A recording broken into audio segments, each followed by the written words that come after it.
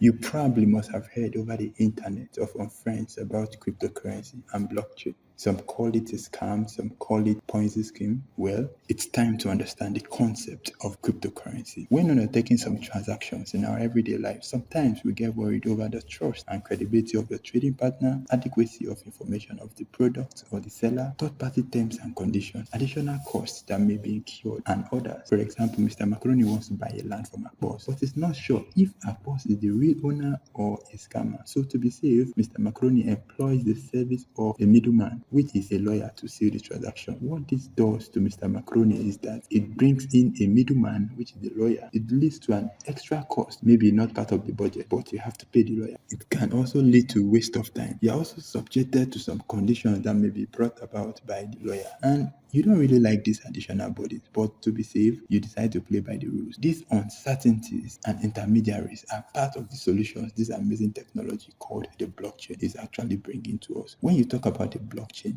let the first thing that comes to your mind be a public database you can use to track anything, be it tangible or intangible. Now, blockchain has 5 major features I'm in love with. One is that it is decentralized, meaning no agency or authority has control over it, unlike your fiat currency that a central authority has control over. Another feature is blockchain is distributed, meaning once a ledger is created, it is distributed to several nodes around the world, which are on the network. Which brings us to the next feature, immutability. Blockchain is immutable, meaning once data is entered on the blockchain, it cannot be changed or tampered with. Agreement is agreement. The fourth is permissionless, meaning you don't need to seek permission from any central authority to use the blockchain. It's available for usage by anyone. There is no central control over it. And the last is public. All transactions are made public and accessible globally. Tomorrow, no one can deny the fact that a transaction took place between two parties. Isn't this amazing? According to MoneyZG, blockchain has 2 categories. The first is the blockchain that focuses on being a currency. For example, Bitcoin. This kind of blockchain keeps a ledger of people transacting. The next blockchain is that of the smart contract. The example of smart contract blockchain are the Ethereum, Binance Smart Chain, Cardano, Polkadot, Solana, and the rest of them. This is what differentiates Bitcoin from Bitcoin. Smart contracts automatically execute themselves when certain conditions are met. You can say these are the if, the when, the then statement. For example, when this happens, you do this. When payment is made to so wallet address, transfer the ownership to the person that made the payment. So going back to our example now, a boss who owns the land can code on a smart contract and say, if Mr. Macaroni pays the sum of 100 million naira to my wallet address, let the ownership of the land be transferred to him. When this is coded in the smart contract and is confirmed by Mr. Macaroni, he goes ahead and make payment to that same wallet address. Immediately the money is paid to the agreed wallet address, the contract is automatically executed. Mr. Macaroni becomes the new owner. The transaction is made public, is on the blockchain, it cannot be changed because it's immutable. Now you can see that the middleman, which is the lawyer, and all the additional cost has been taken off the transaction. Tomorrow, if Mr. Macaroni is broke and wants to sell the land to Brashagi,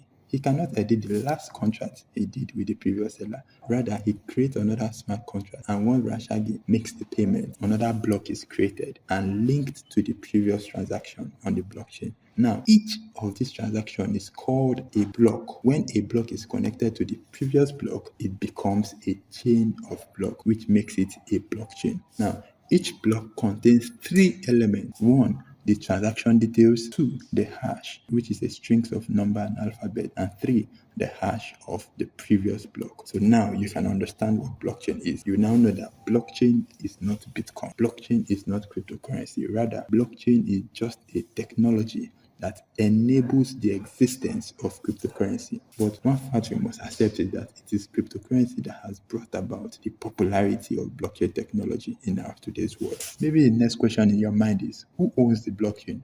Well, just like you can't say it is Amazon or Google that owns the internet, exactly the same way, no one owns the blockchain. Blockchain is an amazing technology. Blockchain that could be used for medical records, designed to save lives. There are blockchain for banking, supply chain research, asset ownership, and lots more.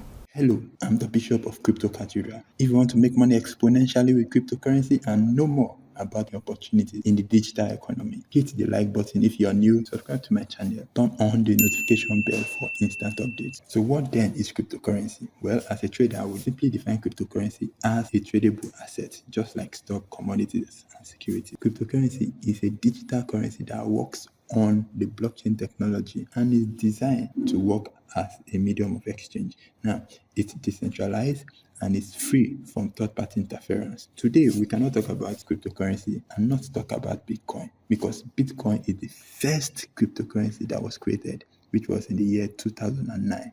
But today, we have many others, such as Ethereum, Ripple, Cardano, Litecoin, Solana, and the rest of them. But Bitcoin is regarded as the king of cryptocurrency. One day, an anonymous man named Satoshi Nakamoto was thinking and said, why do we even need a bank as third party to execute a trade when I can pay you directly? Can't I just send money to you? After all, the bank wasn't involved in our business discussion. Let's trade peer to peer. The same way I can give you cash without the bank knowing. The same way I can also pay you without physical money. And that was how the idea of digital cash came to be. Today we have massive adoption of cryptocurrency going on globally. Some giant e-commerce store are now beginning to accept cryptocurrency to be used on their e-commerce platform. So going back to economics on function of money. Money has three major functions, which is a unit of measure, a medium of exchange, and a store of value. Has crypto properly functioned in these three categories? Of course, the answer is yes. Crypto has been used in the past until date as a unit of measure, a medium of exchange, and a store of value. Maybe the next question in your mind is, what determines the value of a cryptocurrency? Well, let's dive into CoinMarketCap, where you can get some basic information about the crypto market. What you must understand first is that the cryptocurrency market is a very volatile market. It's a very risky market. It can earn you fortunes, and at the same time, it can send you back to your village. You've probably heard about stories of how cryptocurrency have made a lot of people rich. Well, it has also made a lot of people richer. I read in a Telegram group where someone was lamenting on how his $10,000 has turned into $400 after investing in the cryptocurrency. So you can imagine your 5 million naira suddenly turning into 200,000 naira. That can drive you insane. That is why in this market, you must trade with caution, trade carefully. The value of a cryptocurrency is determined by the forces of demand and supply. In crypto, a token has a maximum amount of supply, which means the supply of a coin is limited. Once it gets to that maximum supply, no more can ever be produced again. No more can ever be mined again. For example, Bitcoin has a total supply of 21 million coins, currently sitting at 90%, which means we currently have approximately 18.9 million coin in circulation. Once it reaches its maximum, which is 21 million, no more Bitcoin can ever be mined again. This will lead to scarcity because those that has it will be hoarding it and they won't want to sell it. They are waiting for the price to get to $100,000, 500,000, probably 1 million. And it is scarcity that brings about increase in value and price. Someone is probably asking now, can Bitcoin get to $1 million? Well, let's watch and see. Now, what is CoinMarketCap? CoinMarketCap is simply the total value of an asset. How much has been put into it? Now, how do you calculate the market cap of a token? The price of that token multiplied by the total quantity in circulation. That will give you the market cap. Cryptocurrency in the coin market is ranked by their market cap. What are cryptocurrency exchange? Cryptocurrency exchange are simply a marketplace where you buy and sell your cryptocurrency. Just like you have your Jumia, Konga, and the rest of them where you can buy and sell things online. That is the same way you can buy and sell your digital assets. The place where you do that is called cryptocurrency exchange. We have two major types of cryptocurrency exchanges. We have the centralized exchange and the decentralized exchange. Now, the major difference is where your money lies while trading. In a centralized exchange, you have to transfer your digital assets to the exchange wallet. Then you trade in the exchange. Example of centralized exchange are Binance, KuCoin, Gate.io, and the rest of them. When you transfer your assets to their exchange, you can buy and sell there. When you're done, you can withdraw your money to your wallet or to your bank account. But in a decentralized exchange, you are trading from your wallet, from your private wallet. Example of decentralized exchange are Uniswap, PancakeSwap, bakery, 1-inch exchange, and the rest of them.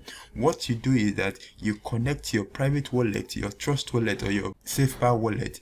You connect that your private wallet to the decentralized exchange, and you do a swap whenever you want to trade. If you have BUSD in your wallet and you want to buy BNB, you connect your private wallet to the decentralized exchange and swap it. So your money or your asset is not in the custody of the exchange, but rather in your wallet. But in a centralized exchange, you are transferring your digital assets to the exchange. So you're doing your buying and selling on the exchange. That is the two major kind of exchanges we have. Today we have different type of cryptocurrency. We have the currency token like Bitcoin. We have what is called stable currencies. Just like the name sounds, stable. The value doesn't changes.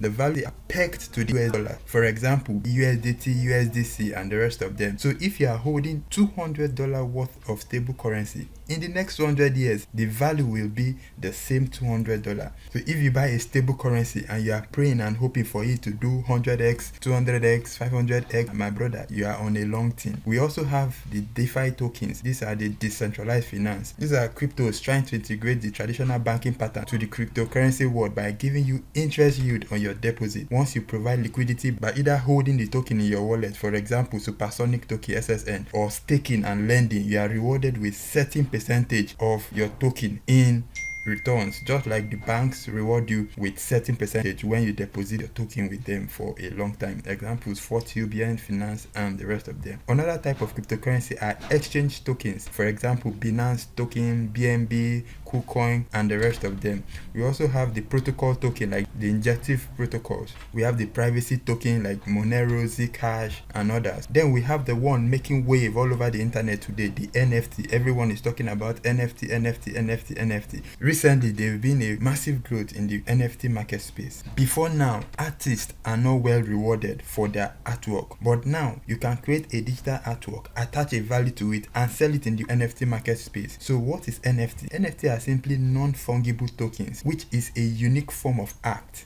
Non-fungible means it cannot be broken down into fragmented pieces. Bitcoin is not NFT because you can buy Bitcoin in smaller units like 0.5 Bitcoin, 0.003 Bitcoin, and the rest of them. But NFTs, they are just a unique form of art. You can think of NFT as a drawing of an avatar. Then lastly, we have the meme coins. They are called the shit coins or scam coins. They have no real use cases. This is where you need to be very, very careful and trade with caution, because a lot of crypto out there are actually shit coins targeted at collecting your money. They have no use case. What are the ways of making money with cryptocurrency? I know most of you have been waiting for me to get to this point. Okay, well, you can make money with crypto by trading, investing, staking or lending, arbitrage, and by getting free tokens in form of airdrops, bounty activities, and bonuses. I will talk more about this in another video.